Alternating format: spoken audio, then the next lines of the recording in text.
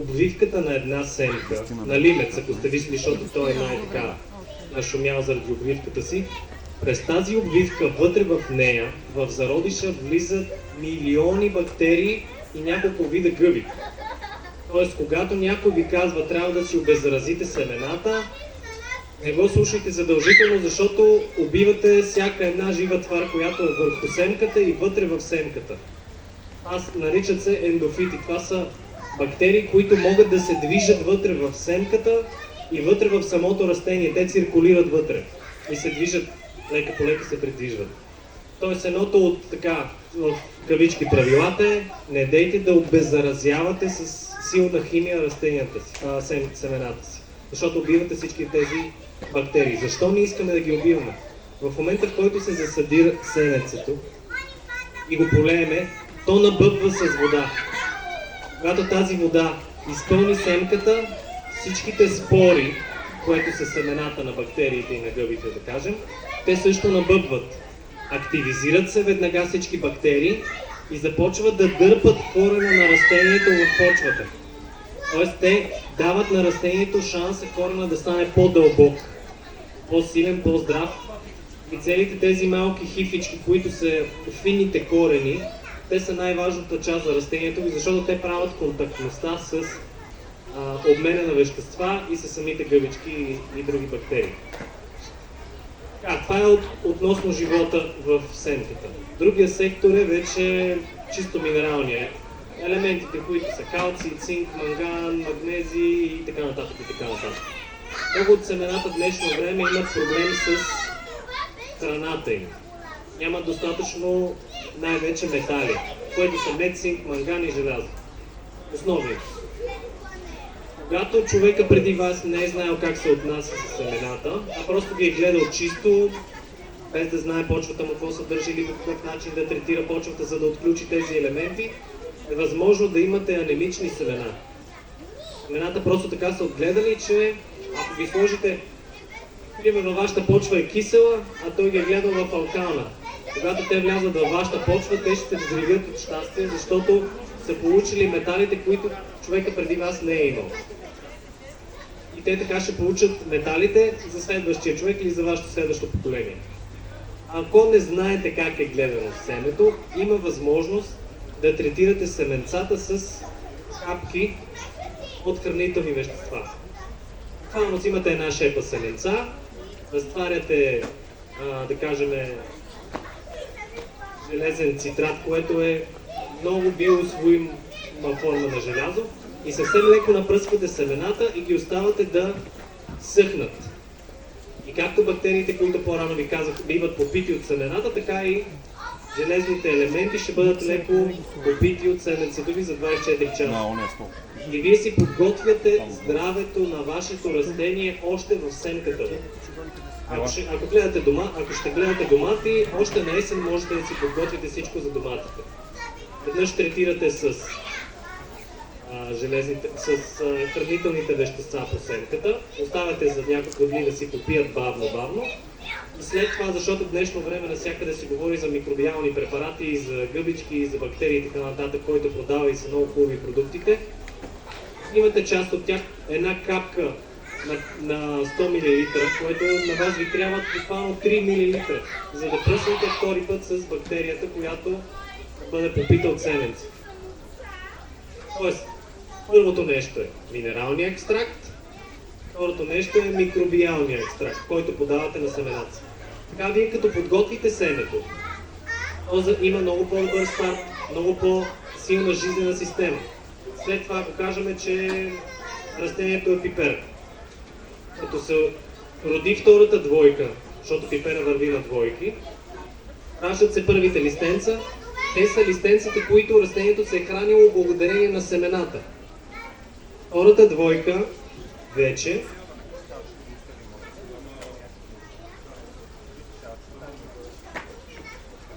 това е моето семенце. Втората двойка вече се храни от това, което е оставено в почвата. Там вече като започне растението да има същинските си листа и почне да има трета двойка, четвърта двойка в първият цвят на растението, ако е плододавно, вече растението настоява за хранителни вещества, защото то вече е бременно. Има ли цвят, растението е забременяло. Чушките забременяват десетки пъти. В момента, в който е забременяло, то иска много силен наплив на хранителни вещества, точно както всички даваме фолиева киселина на бременните дами. Витамините В, които се синтезират във вас благодарение на микробиологията в почвата. Тоест растението казва: искам интензивни хранителни вещества. И в по-голяма част това са микроелементите. Микроелементите са селен, кобалт, никел, силици. Това са вещества, които в момента, в днешно време, много малко се говори в агрономския свят за тях, отглеждането на зеленчуци. Както може би много от вас знаят, всички говорят за азот, фосфор и калий в момента, които не са ключовите вещества за здраво семе, а са микроелементи.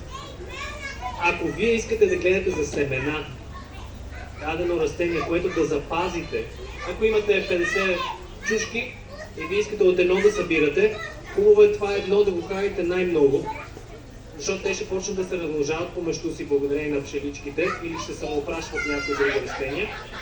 Те ще почнат да обменят прашец. И искате това растение да има най-здравия прашец, за да се създаде най-здравото семе. Така че него трябва да го третирате най-добре. Защото до година следващите ви 250 семенца, които ще вземете, ще бъдат цялото ви поколение след това. Така че това растение му обръщате внимание, турите го на време, по подходящ начин. С пато и оборска тора го слагате, в оборската тора задължително смесвате сяра. Защото оборската тора има много силен нитратен отзвук и за да не натровите растението е хубаво да го комбинирате с сяра. В този момент няма нитратен отзвук, защото тя забавя действието и го асимилира много по-добре. Ако не слагате оборска тора, слагате нещо друго, имайте предвид то да бъде ако пръскате нещо от хранителни вещества, то да бъде или микронизиран продукта, или да бъде хелатен. Това са полезните на този етап торове, които може да използвате лично. И това го правите в 2 или 3 цикъла. Преди първият цъфтеж, когато плододава вече растението, което искате семената да му събирате, и когато изгори, когато е август месец, края и чушката, която даваме като пример, вече изсъхнала или септември месец, третирате още веднъж последно, за да остане върху самото растение цялото това нещо. И до година имате вече второ поколение семена, които вие много добре сте отгрижили. Дали сте им нещата, които имат нужда. И следващата семка, която ще засадите вече от това растение, тя ще бъде, буквално ще се взривява от радост.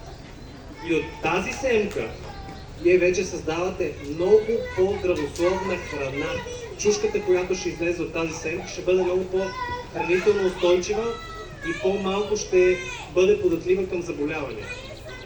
Което ако ние правим обмен тук, бихме искали да дадем на хората качествени семена, защото сигурно 70% от хората тук ще консумират семената, които използват. Те няма да гледат семена от тях. Но в днешно време с хибридизацията, която се случва много интензивно, те правят обратното. Те гледат семена, които не им трябва храна, издържат на условията, но по този начин хранителният им състав също намаля, защото те нямат изисквания към средата. Те имат сухоустойчивост и след това водното съдържание в тях е по-малко. Структурираната вода, която вътре в тях е по-малко на молекулярно ниво. Защото те са създадени да правят голям добив с малко изисквания. И това растение обаче, ако ще взема овошката за пример, ако едно дърво ябълково живее 80 години, те правят така, че същото растение да издържа 20 години, но да е родило колкото растението за 80 години. Но хранителната стойност от това дърво е по-малко, защото са наблъскали много бързо и интензивно да стават нещата заради подложката и самия сорт, който го използват. Също се случва и с днешните хибридни домати, за които по-рано казаха. Тоест, да, те изглеждат много добре, те имат сравнително добри вкусови качества, издържливост голяма, но това не е най-доброто нещо за храна, което вие може да използвате. Защото то е създадено за визуална и естетическа потребност. Също така, ако гледате даден сорт, да кажем имате 5 зеленчука в градината. Морков, маруля, пипер, домат и патладжан. Не дейте да се хвърлите в това да запазите семена от всичките, защото няма да успеете да създадете качествено поколение в опита си всичко да направите. Обърнете внимание на 2 растения тази година и други 2 растения другата година, за да можете качествено да им отделите внимание. Изискванията на моркова и изискванията на домата са напълно различни. Моркова ще трябва да го извадите на есен, да го приберете за зимата и да го изкарате пак на пролет, втора година. И тогава да третирате самия морков. Така че първата година със сигурност няма да можете да запазите семена от него. Домат, пипер, патладжан, горе-долу може да се отнасяте с тях по сходен начин. Но кореноплодните, салатните и зелевите, те са двугодишни семена, т.е. там имате повече време, в които да подхранвате положителния начин на растежа им. Т.е. там няма да направите 3 третирания, там ще направите 6 или 5, в зависимост ако някой ви консултира и ако някой ви помага с това. Защото ето зелето, например, дори да го пръскате с добри препарати, то когато стане голямо, има толкова дебела кора, че то няма да поеме даже това, което пръскате върху него, защото има восъчен слой,